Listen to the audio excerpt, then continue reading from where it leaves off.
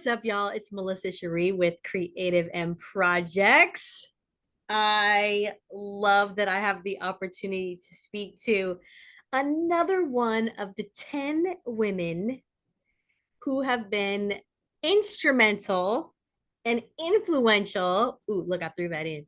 Um, for the last 10 years of Creative and Projects. So again, this is a decade of women, okay? We are honoring, celebrating, recognizing, uplifting, giving virtual flowers to 10 amazing women that have made their mark with Creative and Projects over the last 10 years. So, because we're about to turn 11, okay? By the time you watch this, we probably have turned 11. So, we are just taking a look back at the first 10 years.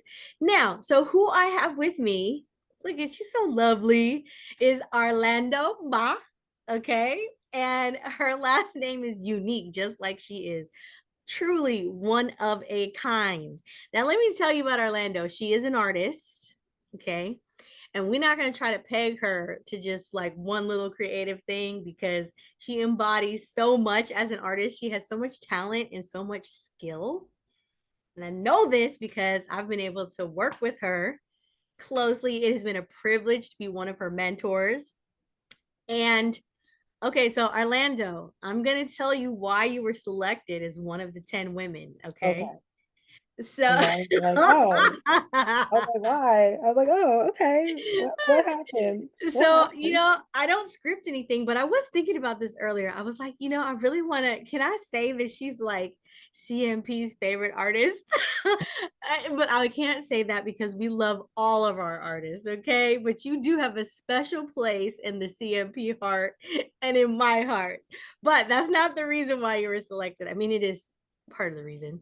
But I don't know if you know this, but you are the one artist who has had the most continuous and most holistic care in terms of what Creative and Projects has a vision for offering.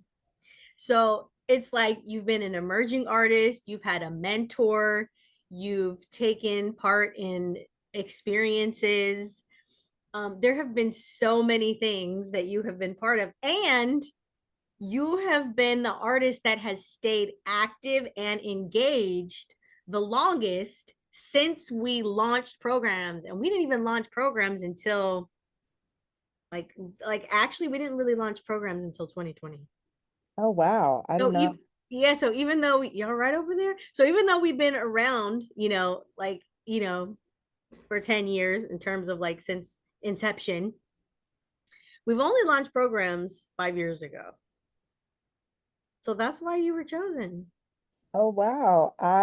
Sorry, I'm just thinking about, I'm realizing every time y'all, sunscreen, as much as it's supposed to protect our skin, it's really not great for our eyes. It causes some real damage. It just makes you water and then you're like, what's in my eye? Why am I burning? Sorry, that's what I was going that's why you have this. Look at this. This is actually a skirt. But I'm just like, dabbing. Anyways, You better dab. I what's crazy?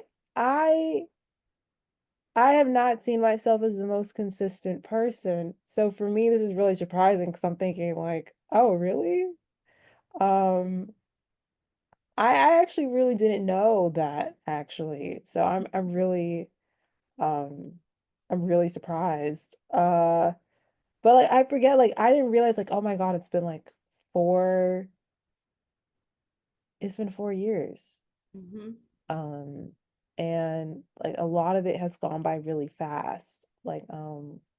So I just want to say thank you. Like the funny thing is that the other day, actually yesterday, and I think this week has just been a bit more reflective, but I I just want to say I'm really honored. But I also realize that alongside one other person, not including my brother, because he's fam, but he he's fam, so it's a little different, like shout out to all the brothers out there who are watching this. If you're an older sister, I completely, you get what we mean. Okay. So, um, I realized that when you met me, I had only really I've written some songs, but there was one song in particular that people liked. At that time period, I really was going through some writer's block. So I really didn't know what type of artist I was yet. All I knew is that people really liked this one song, went really, really liked it a lot, but very it felt very the best way I could put it, it felt very paradoxical. Like it just felt awkward because I never thought I would find myself in a situation where people would like something so much. And I felt awkward because I'm like, this is just one aspect, but I don't think this is the type of artist I want to be for the rest of my life. This is just one side, but I don't think I could pull that off every single time. And I thought about it because that's when I met you. And fast forward 4 years later, around this time, I'm thinking, it's Juneteenth. By the way, happy Juneteenth, everybody. It's Juneteenth.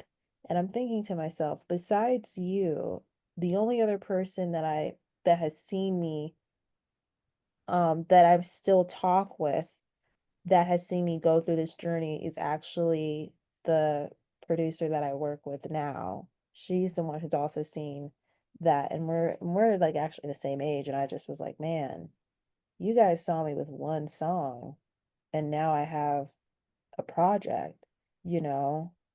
Um, and you guys got to see me through a lot of things. Some things that even people who've known me since I was a kid or who knew me, I think after I've written some of the songs that you got to see were like, oh my God. And I'm like, wow, you saw me before I got an admin deal, when I was depressed, when I graduated college, when the depression got really bad, when um when I started going back to therapy, when I got hit by a car, like there's like all these things happening. You were there through it. Like Creative M was kind of there through it, which is really interesting looking back.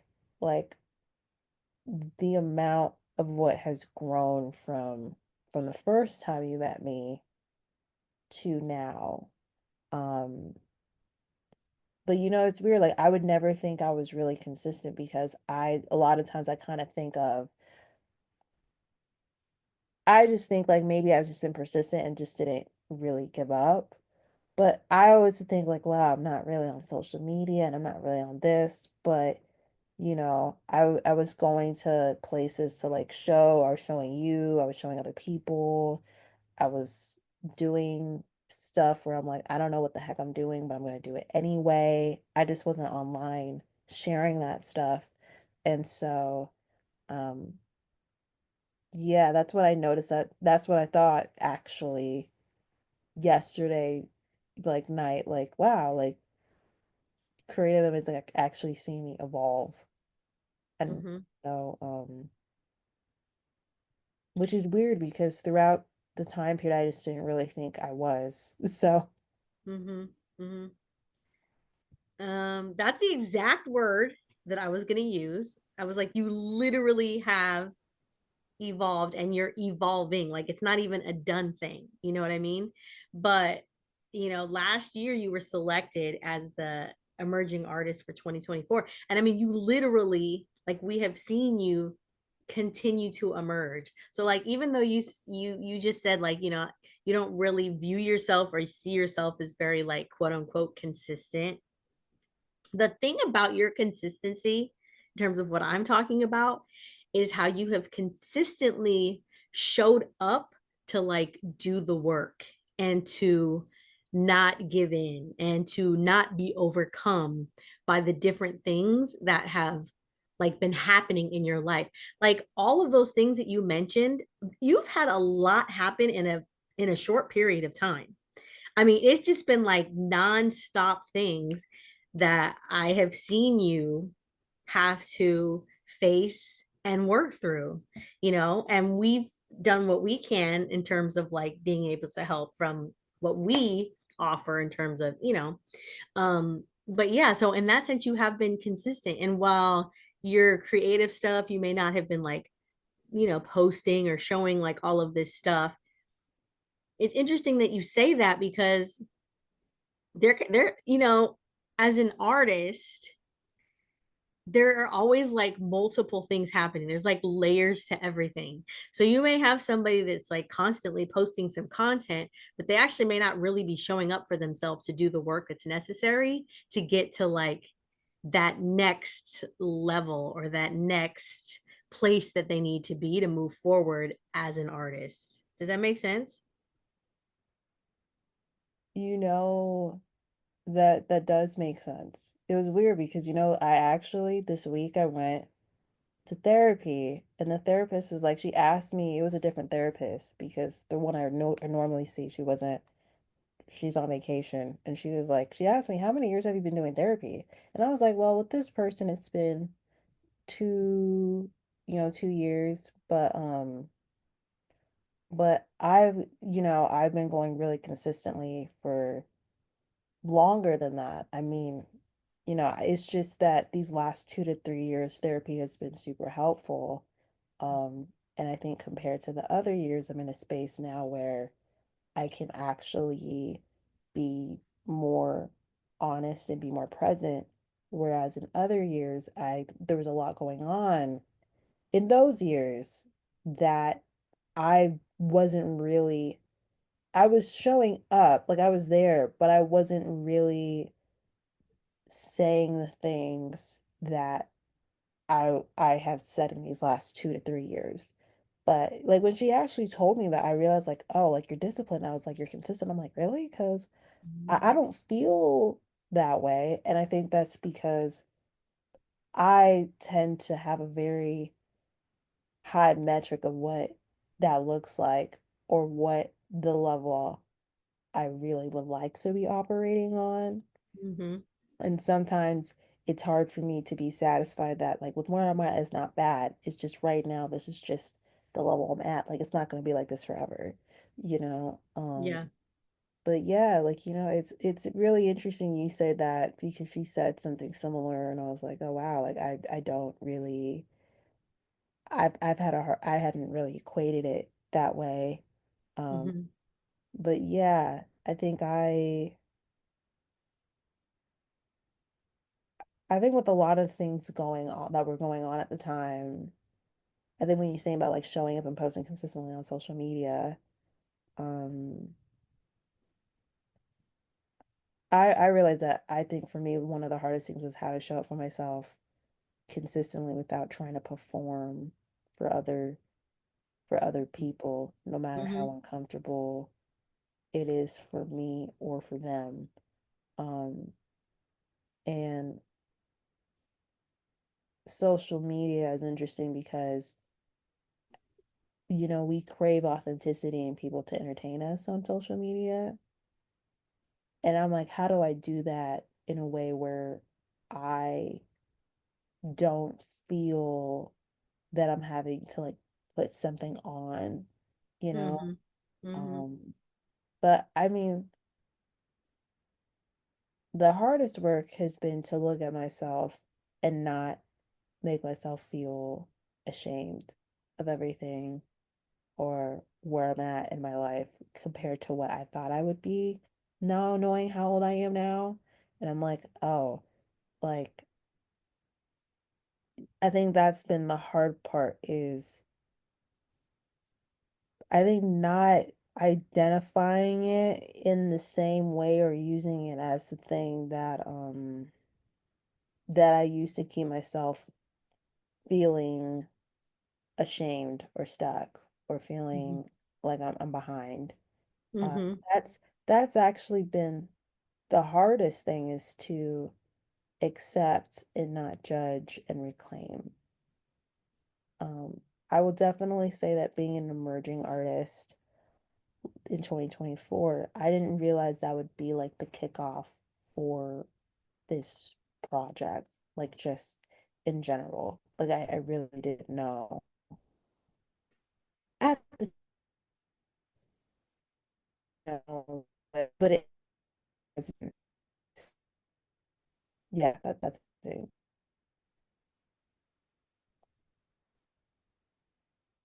Okay. We had a little Yeah. we had a little glitch. Can you hear me? Yeah, I can hear you.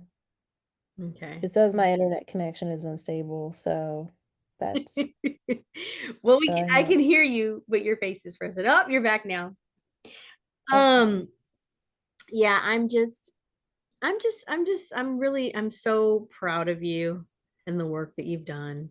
And again, I mean, I selected you as one of the 10 women because I mean, you really embody what creative and projects is about. And that is, helping artists do the work that's like under the surface, that's not visibly seen, so that they can get to a place where they can be visibly seen and show up in the fullness of like what they have to offer in terms of their gifts, but be in a really stable, clear place, and know that someone is there, has their back, that they're, not alone, and that they have some really solid people that just kind of help them as they like walk this thing out in terms of like their artist life or journey. So, yeah. All right. So let me ask you this because I asked, everybody was asked a question when they accepted the invitation to come on here and be highlighted. And so the question that everyone was asked was, what is the first thing that comes to mind when you think of creative and projects? And you said, I think about the artists that come on here. So what does that mean? Like what are you thinking about in terms of those artists? Wow. I think when I think of those artists, I think of people who are very courageous and are very honest to speak about their truth and what they've been through. Uh, a lot of times, what I've noticed is that they've always been really great at imparting wisdom. Like when I think of Creative M, like now, like I think before I started, I really didn't know what creative. Like I was like, oh, like change inside out. I'm like, I really don't like I didn't really get it quite yet. Mm-hmm. But being older now, I'm like, I now get that creative M is all about, in a way, creating a space for yourself to have that stability within yourself to move forward, even when you don't feel the courage, when you don't feel brave, when you don't feel great. You know, I think that's the thing. Artists, a lot of times we tend, and I think everyone tends to be really hard on themselves. But I think with artists specifically, and I would say we are aware that we definitely see and feel things a little bit differently. Not in the sense of like no one's experienced whatever I experienced. It's just we tend to feel things a little bit more intensely, and sometimes we tend to maybe beat ourselves up more than maybe somebody else would, you know. Um, I would say especially as a Black woman, a lot of times we get told, and I think this is sometimes why it's a little bit harder for us to embrace being artists. A lot of times we are always put in the position to take care of people or make sure everything's good in the community. That sometimes when we want to express the things that we really want to say, sometimes the people in our lives, sometimes society, make us feel that it's a problem to do that because they don't look at us and think it's okay. Like they look at us to take care of others, um not to say anything, to be strong and be silent. you know, to be all these other things but be vulnerable, you Mhm. know. Um, and for me, I think as an artist, to do that has been a little bit, it's been very rewarding and it's also been very challenging. Um, because I know every single time that I do say something or speak something, I know that whether I like it or not, I am challenging what someone's view of me is or the world. You know, that is the one thing I will say as an artist, as a Black woman, that's a little bit different than maybe, and maybe like we know that about it. And that's the part where it's, as much as we're like we don't want to be political, I realize by how I look, like I really don't have, there's only so much I could say that I don't want to be political. I could say it, but it's like it doesn't really matter, you know? It doesn't, because I realized that, you know, as an artist, I will always have to feel other people's projections, whether I even want to or not. Mhm. That has been one of those things of that I think creative. I mean, you try, like what you really are doing is helping artists that despite all of those things, despite how you feel about yourself or about how others feel about yourself or how society tells you this is how we see you, this is the lane you should be in, to just keep moving forward, no matter how it looks like, um, for the most part. Just to tie it all in. Just to tie it. Yes, you tied it all in. You tied it all in. Um, that's kind of all I have. That's kind of all I have. I mean, we talked about a lot, you know? Um, yeah. Hmm. How shall Yeah. I'm like thinking for a second, how shall we land this plane? I I don't know. I was just thinking we just talk and then we figure out how it lands. So, you know, like I think about what you said about emerging artists, about like, you know, how does this help the community?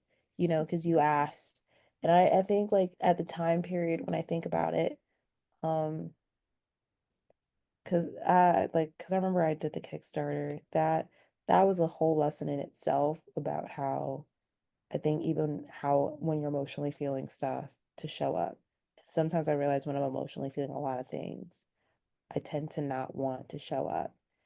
And I have to convince myself, and I think I have to kind of tell myself now and come to a place where when we show up, we actually are doing the thing that helps us move forward. Showing up Hmm. is a form of self-love. And Hmm. sometimes I forget that. Sometimes I think like letting the shame write everything is like, it's not like the shame isn't really the thing. It's more so like how the relationship with it. But when I think about what you said about like the community wise, I would say for me, this project, Love, Sex, Drama, um, because I'm still in the process of deciding if I want to split it, because right now it's about 10 songs, actually, which is very different than it was like a year ago. A year ago, we didn't have this conversation, but um, I know for me that the best thing I could do is to give something that makes people feel, and for myself to feel a sense of I can claim the parts that were hard to claim because of the way I saw it and just the way I felt about um my position in things, like when it comes to love, when it comes to sex, when it comes to trauma. I find I gotta fix this lighting. Like, let's just make this lighting because I see like, okay, you can see my safe. Oh, this is this is we're You're gonna oh, there's the light.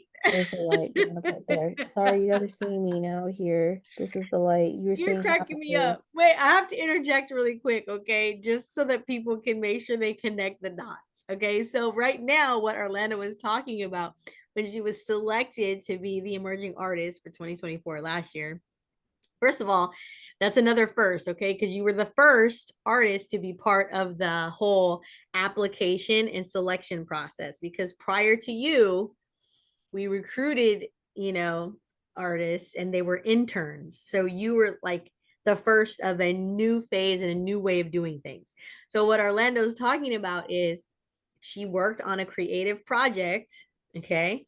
And while she worked on that creative project, she also worked on something specific, okay? We work you chose spiritual as your Yeah, lane, your area that you want to work on. But anyway, so that's what she's talking about. She's talking about because there's an element when you apply to be an emerging artist where we want to know how what it is that you're wanting to do creatively, how it will impact and affect community. In other words, a body of people that are like outside of yourself. It's not just you're not just doing it for you, but you're doing it to have some sort of benefit and positive influence, impact to a group of, people around you. yeah, Now you can continue. yeah. I definitely would say when I was working on it, I didn't know how many songs it was gonna be. So now I know it's about 10. Um, maybe even 12 if it's like if I add two extra songs that are a bit more like deluxe, so not necessarily. But I definitely think community wise, for me, I think the weird thing is that um I think this is my first ever real release, real project. Um, and I realized that for me, community wise, I think there are a lot of people in my generation specifically that we feel a lot more isolated than other generations. We compare probably way more than other generations. And it's not because we're trying to, it's just there's so much we're exposed to. And I find that for me specifically, that a lot of people feel shame. It's just we don't really talk about it. Like shows up in different ways. It shows up in trauma, it shows up in love, and it shows up in sex. Um, I know for me that's how it showed up. Like, I think for a lot of people, there are a lot of people out there that for them trauma has made them feel very isolated or want to isolate from Mhm. from the world. I am I'm a part of that camp. Like I'm not gonna act like I'm not. Like I definitely am. And sometimes I feel the only way I feel connected to the world is working on the art itself. Like I would say before this project, um, I would say like before this project, I was pretty much very lost, very depressed, very grief stricken. And I don't know if it wasn't for those songs that I wrote, the ideas I wrote, all that stuff during that period of time. I really don't know if I would have ended up where I ended up now. You know, Mhm. I wrote, I was sad. I was in my bed. I mean, there's one song called Bed I Made, and literally out of all the songs I've written, that one's the hardest to look at because it's about shame. Like I think that's the thing that this revealed to me a lot about was that I think a lot of people carry more shame than they would like to admit because I think when we when we talk about these things, love, sex, and trauma are all really intimate, vulnerable things that make us feel, not always, but it can make us feel very ashamed because of how we would want to show up or what we thought we would do and we didn't do. And Mm-hmm. even though we rationally know that there's nothing that we could have done differently to change the situation. Yeah. Um, I mean, a lot of people feel like a lot of people feel very hard to even say I've been assaulted.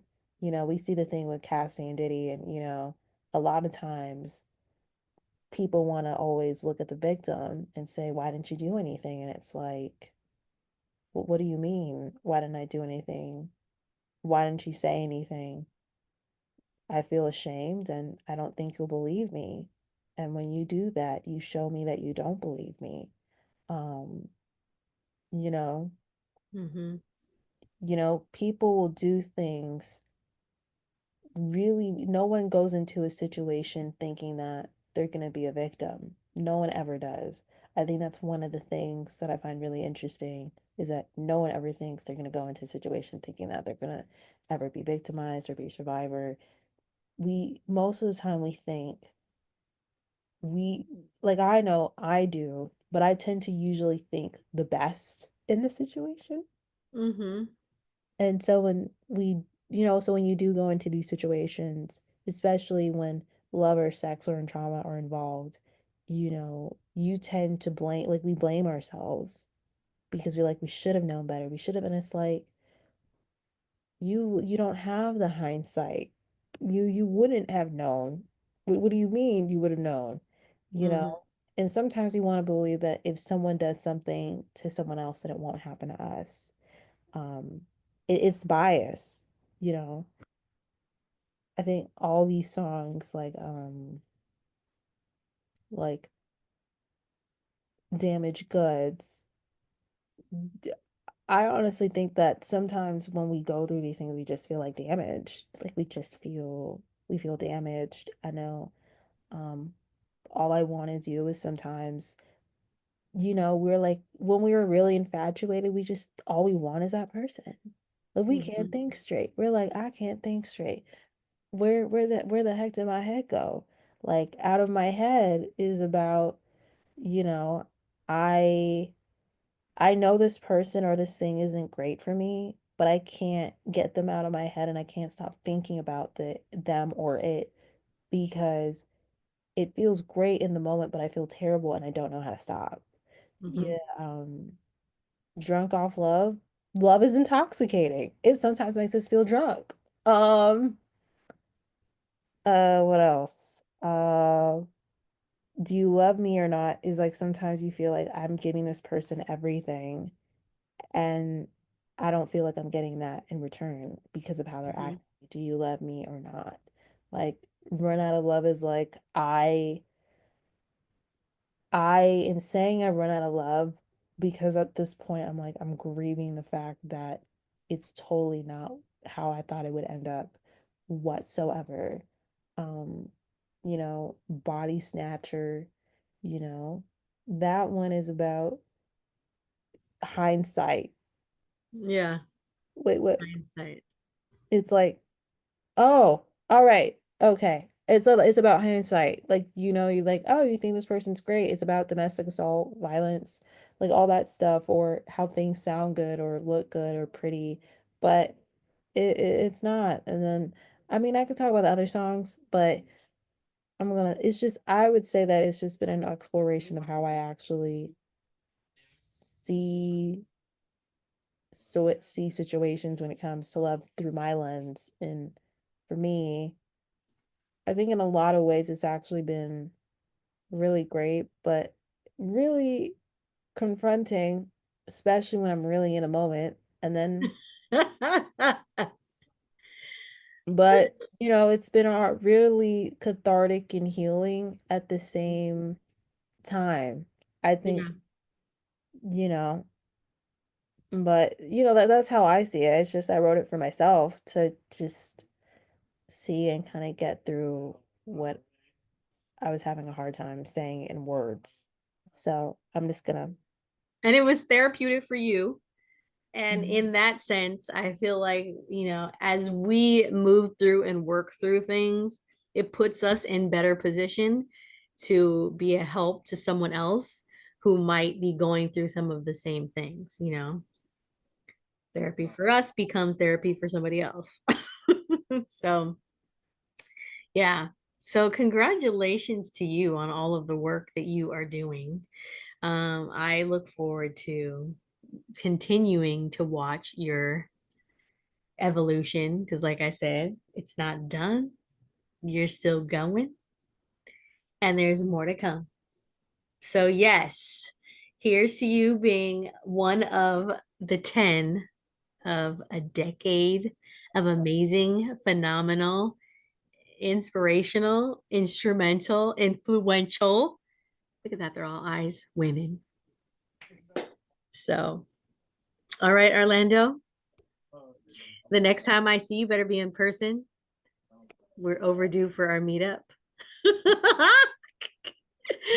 But all right. Well, that's it for this episode, you guys. This was Orlando.